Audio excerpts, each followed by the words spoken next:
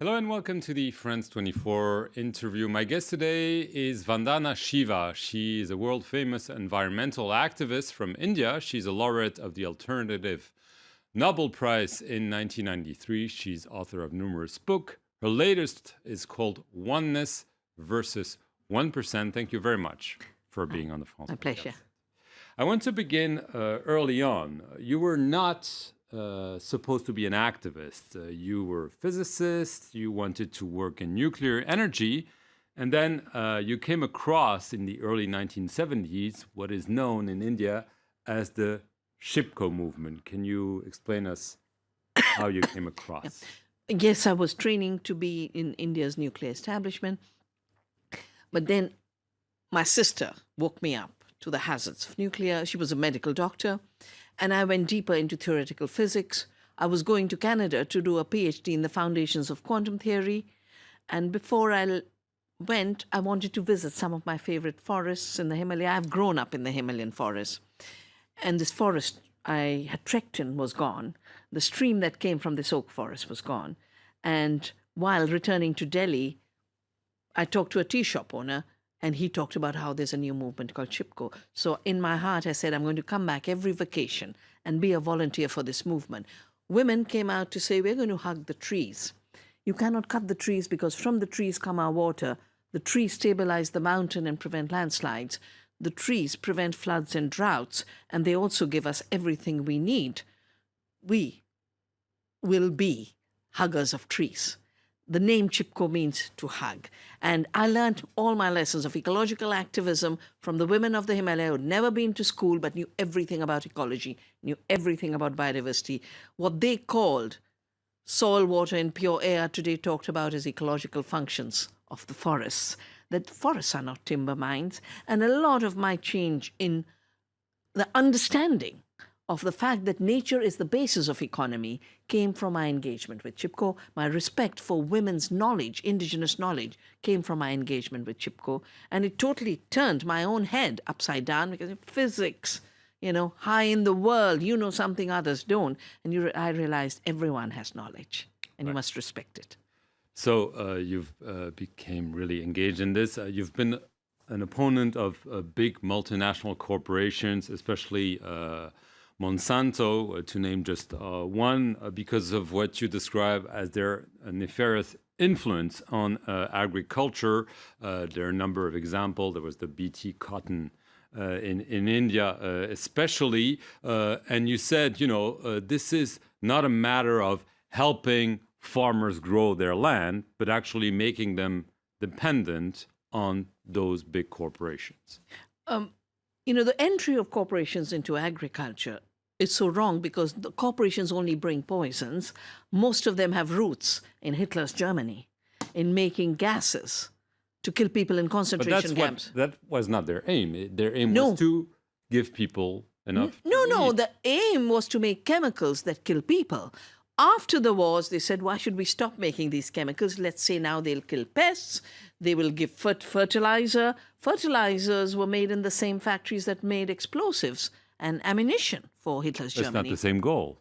No, the companies are the same and the processes are the same.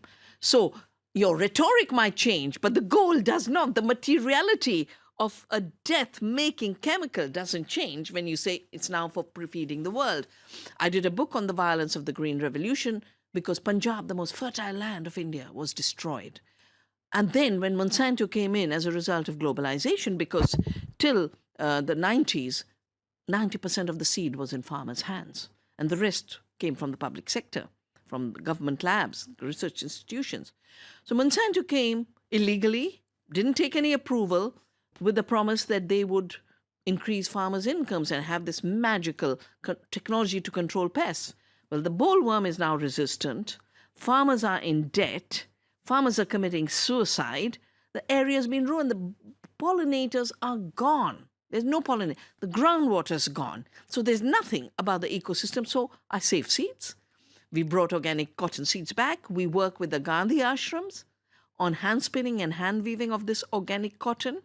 The economy in the villages where we work has jumped tenfold because now the wealth is staying in the village rather than being siphoned off as Monsanto's profit. And I read a new study that says because we've saved seeds, we brought local seeds that can be saved back into the economy.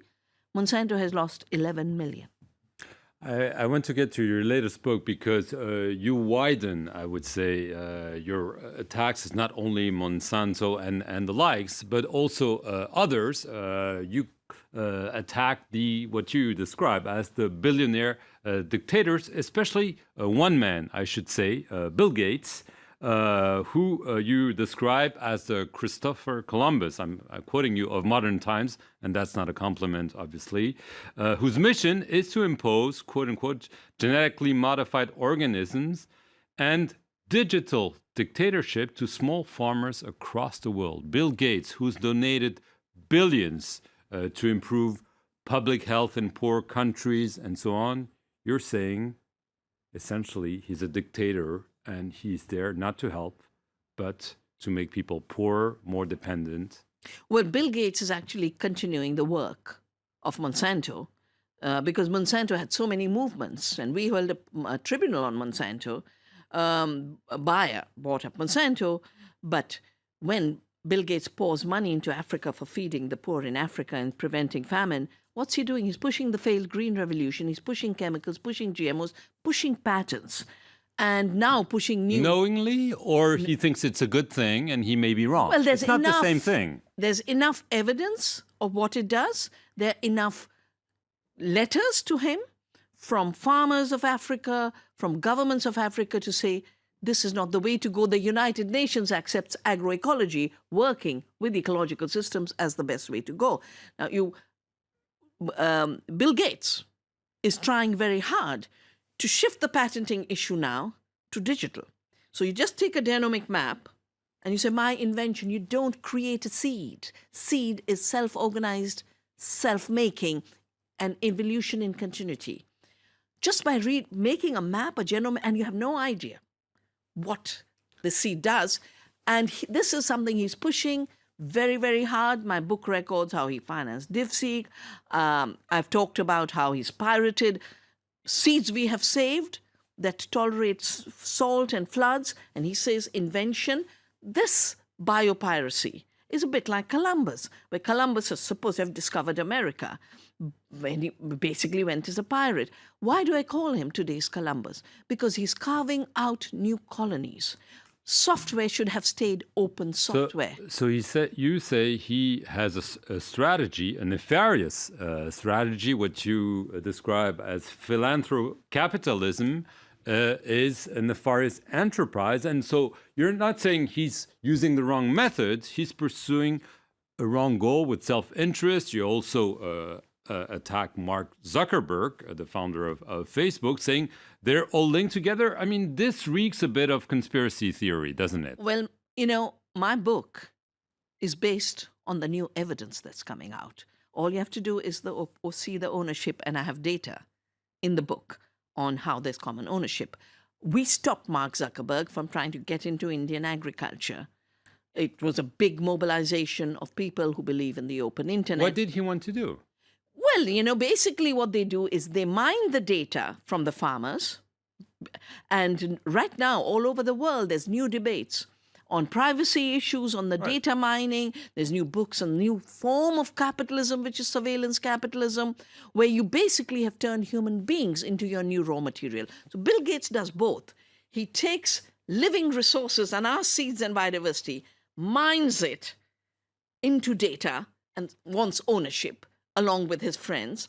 And Mark Zuckerberg mines your data and your behaviors and turns it into the raw material, both of corporate world for selling things, which is why strange advertisements pop up after you've sent a message to a friend, and manipulating elections. I have a chapter in the book on the hijack of democracy.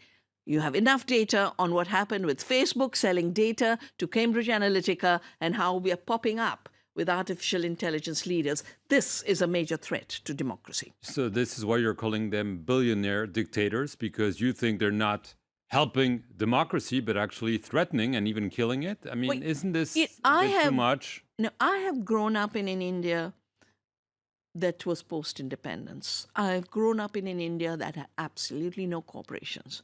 I've grown up in an India where democracy works. And therefore, when I see the imposition of digital transactions and criminalization of cash between poor people, I basically see this as a dictatorship. I call it digital dictatorship. When I watch, not just in India, but in Africa and other parts of the world, now that we have the data that is showing that native seeds have more nutrition, they produce more food, they have no cost because you don't have to use chemicals, that local biodiversity is the way to feeding the world, in spite of all that evidence, in spite of the evidence in the United Nations, in the FAO, in UNCTAD, every agency, Bill Gates is still imposing and forcing GMOs, which is a failed enterprise. And he's not just imposing GMOs, he's taking what has failed and rejected by governments. My government threw the BT aubergine of Monsanto out. Bill Gates resurrects it in Bangladesh. We rejected the golden rice for solving the problem of blindness. He finances it to continue through Philippines. So he's taking all the failed projects with the wrong thinking that life is like a word program and can be chopped and cut and pasted, when it's an amazing complexity of self-organization. And scientists call it autopoiesis, self-organization, writing your own poetry. That's what life does. He is absolutely ignoring all of this new knowledge that new science is giving us and imposing a failed technology with a huge cost to the planet, only so there can be monopolies and people and farmers aren't free to have their seed. Vandana Shiva, obviously you have strong views and we're happy that you were able to share them with us. Thank you very much for watching this interview here on France 24.